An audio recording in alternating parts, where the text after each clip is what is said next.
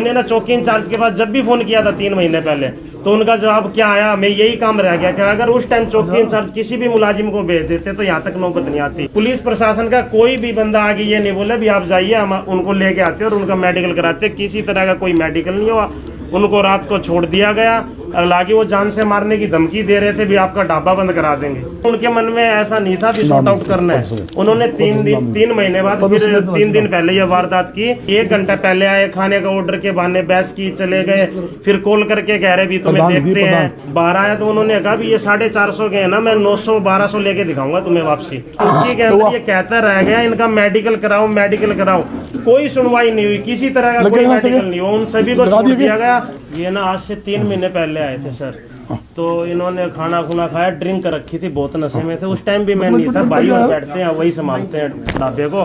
तो इन्होंने खाना खाया, खाना खा के बिल मांगा तो लड़के ने कहा 550 रुपए हो गए। तो इन्होंने कहा सेक्टर 14 के ठेकेदार हैं, हमने ठेका लिया निगम का कचरा उठाने का। तो अंदर जाके भैया वो कह रहे ठेकेदार है, तो भाई ने कहा 150 रुपए कम लिया। तो बोले मालिक को बाहर बुलाओ।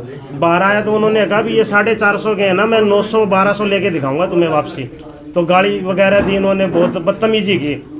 तो ना भाई ने ना चौकी इंचार्ज के पास जब भी फोन किया था 3 महीने पहले, तो उनका जवाब क्या आया, मैं यही काम रह गया कि अगर उस टाइम चौकी इंचार्ज किसी भी मुलाजिम को भेज देते तो यहाँ तक नौबत नहीं आती। क्योंकि उस टाइम बहस हो रही थी, कोई चौकी इंचार्ज ने कोई मुलाजिम नहीं भेजा। जब भी उसके बाद हाथापाई भी हुई है, फिर ये चले गए थे। फिर इनकी तरफ से कॉल आई, राकेश है जय साहब अपने निगम से, उन्होंने ना कॉल की भी अपने भाई है ये, इन्हें भी माफी दो और सॉर्ट आउट करो मामलों को। तो जब बड़े आई जाते हैं तो करना पड़ता है सॉर्ट आउट, लेकिन उनके मन में ऐसा नहीं था कि सॉर्ट आउट करना है। उन्होंने 3 महीने बाद फिर 3 दिन पहले ये वारदात की, पूरी प्लानिंग से की। 1 घंटा पहले आए, खाने का ऑर्डर के बहाने बहस की, चले गए। फिर कॉल करके कह रहे भी तुम्हें देखते हैं। फिर 1 घंटे बाद ये जैसे ही आए, 8-10 पीछे की साइड 2-3 गाड़ियां खड़ी हुई, 2 पहले आए लट लेके, उन्होंने तोड़-फोड़ की, चोट मारी भाई को। और फिर 2 और आए बाद में। तो पुलिस मौके पर आई, इन चारों को लेके चली गई। तो चारों को लेके चली गई। तो मुझे बाद में पता लगा, मैं बाहर था, राजस्थान आया ना, जब मैं चौकी के अंदर ये कहता रह गया इनका मेडिकल कराओ, मेडिकल कराओ। कोई सुनवाई नहीं हुई, किसी तरह का कोई मेडिकल नहीं हुआ। उन सभी को छोड़ दिया गया। हालांकि हम 3:30 बजे तक चौकी के बाहर बैठे रहे। पुलिस प्रशासन का कोई भी बंदा आगे ये नहीं बोला भी आप जाइए, हम उनको लेके आते और उनका मेडिकल कराते। किसी तरह का कोई मेडिकल नहीं हुआ। उनको रात को छोड़ दिया गया। हालांकि वो जान से मारने की धमकी दे रहे थे भी आपका ढाबा बंद करा देंगे। तो मैंने कहा पहले हुई वारदात से पहले भी किसी तरह की कोई कॉल आई थी 3 महीने के बीच में? नहीं, 3 महीने के बीच में जो ऑटो मार्केट के अंदर A to Z एसेसरी नाम से दुकान है, मुझे पता चला भी वो उनका जीजा जी है लड़के का, जो 2 महीने पहले है, उनमें से के जीजा जी पार्टनर है। तो 3 महीने से उन्होंने आना जाना स्टार्ट किया, खाना लेना स्टार्ट किया, ऑर्डर लेने स्टार्ट किए, मित्रता की, साथ बैठ के चाय पानी पिया। तो वो उस दिन इसके अंदर ना तोड़ फोड़ में बाहर पूरी प्लानिंग के साथ मेन वही थे। मतलब प्लानिंग उन्होंने की और आगे उनको भेज दिया भी तुम अपनी रंजिश पूरी कर लो। 2 महीने पहले जो स्टार्ट हुई थी, और फिर बाद में आके वो बीच बचाव कर रहे हैं। वही अनिल नाम का लड़का वही थाने के अंदर मुझे धमकी दे रहा है भी आपका ढाबा बंद हो जाएगा। ये बजरंग जी ने अभी बताया कि पुलिस से बातचीत हुई है, क्या इसके बाद भी आपको लगता है कि जान पर खतरा अभी भी बना? ऐसा है जी, बातचीत जब तक गिरफ्तारी नहीं होती है तो खतरा ही है जी। जो 3 महीने पहले वारदात कर सकते हैं, 3 महीने बाद फिर कर सकते हैं, तो वो कल भी कर सकते हैं, रात को भी कर सकते हैं। 2 की गिरफ्तारी हुई है। जो मेन आरोपी है काउंटर से भाई को उठा के ले जा रहे हैं, जो उठा के ले जा रहे हैं, तो वो क्या कहते हैं, वो तो अभी फरार है। उसकी मुख्य आरोपी जो है अभी फरार है, मुख्य आरोपी को पकड़ना बाकी है। से ले गए थे तो छोड़ दिया, अब वो फरार कैसे हुआ? छोड़ते ही ना, हम कहते रह गए मतलब इनको रात को मेडिकल करो, लेकिन नहीं माना गया, हमारी कोई सुनवाई नहीं हुई वहाँ पे। आज हरियाणा के अंदर लाइन ऑर्डर की स्थिति बद से बदतर हो चुकी है। कल हरियाणा के डीजीपी ने भी इस बात को मानते हुए पूरे हरियाणा में आदेश दिए हैं कि पुलिस अधिकारी ऑफिस के बजाय फील्ड में काम करें। अच्छी बात है। आज कोई ऐसा दिन खाली हरियाणा में नहीं जाता जिन अपराधियों द्वारा लूटपाट, फरोख्ती, हत्या, यहां तक कि चोरियों की वारदात ना होती हो।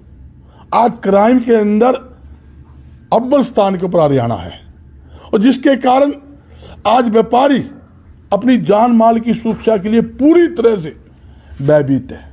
आप देख लो, 2 दिन पहले हत्या की थी एक व्यापारी की रोहतक जिले के अंदर, और जिस टीम की जो पुलिस टीम के अंदर जो एसआईटी की टीम में पुलिस अधिकारी था उसकी भी हत्या कर दी। इससे बड़ा जुल्म हो सकता है?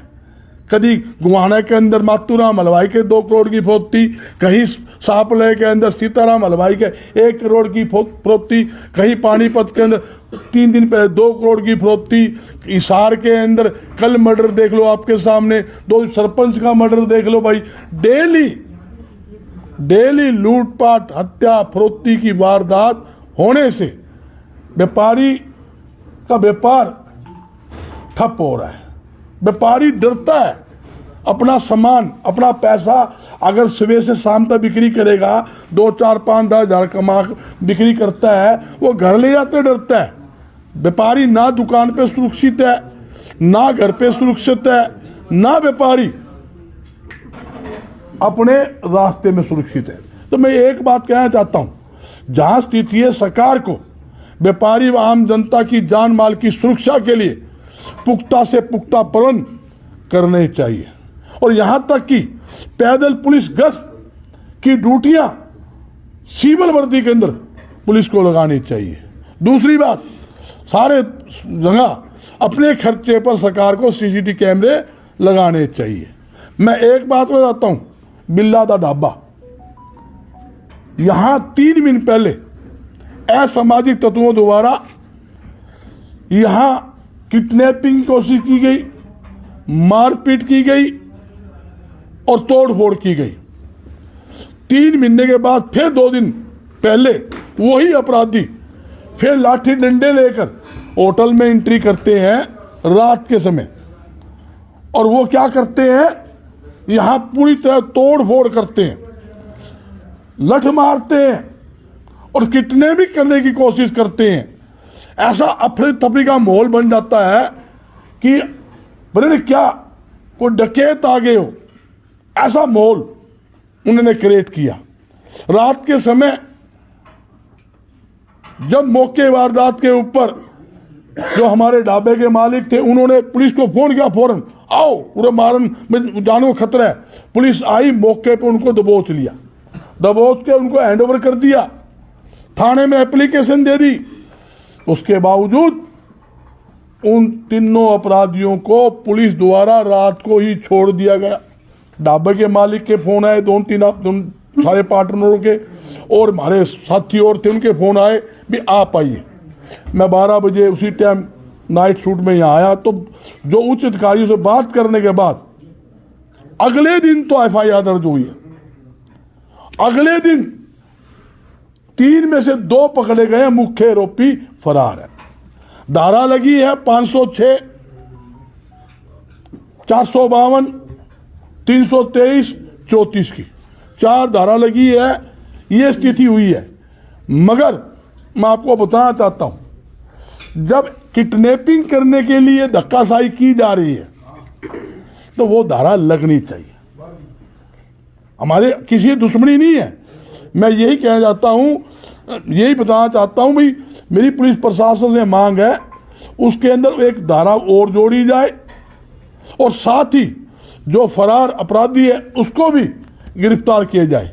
वाकई आदमी तो 4 थे वहां पे, मैं बता देता हूं, मगर लड़ाई करने वाले, मारपीट करने वाले, तोड़फोड़ करने वाले, हमला करने वाले, किडनैप करने वाले 3 व्यक्ति थे, 4था व्यक्ति दूर था। तो इसलिए हमने किसी से कोई दुश्मनी नहीं है, साथ जरूर था, मगर हमने उसका नाम फिर भी नहीं लिखाया, पहचान दिए थे, बोले जी वो दूर था, चलो कोई बात नहीं। तो ये मैं पूछना चाहता हूं, व्यापारी की जान माल की सुरक्षा किसकी? सरकार की, पुलिस प्रशासन की। हम करोड़ों अरबों रुपए टैक्स किस बात का देते हैं? इस बात का देते हैं ना कि हमारी सुरक्षा सरकार करेगी। आप GST भी ले रहे हो, वेट कर भी ले रहे हो, मार्केट फीस भी ले रहे हो, लाइसेंस फीस भी ले रहे हो, हाउस टैक्स भी ले रहे हो, हर प्रकार के हम जायज टैक्स आपको जब इसलिए देते हैं ताकि हमारी सुरक्षा पुलिस प्रशासन सरकार करे। मगर कहीं ना कहीं इस मामले में पुलिस प्रशासन की बड़ी भारी लापरवाही हुई है। जब आपको ने पकड़ा दिया, रात को पर्चा दर्ज करके उनकी चित्तर परेड करते और उनके खिलाफ जो असली धारा बनती थी वो धारा पुलिस प्रशासन को लगानी चाहिए।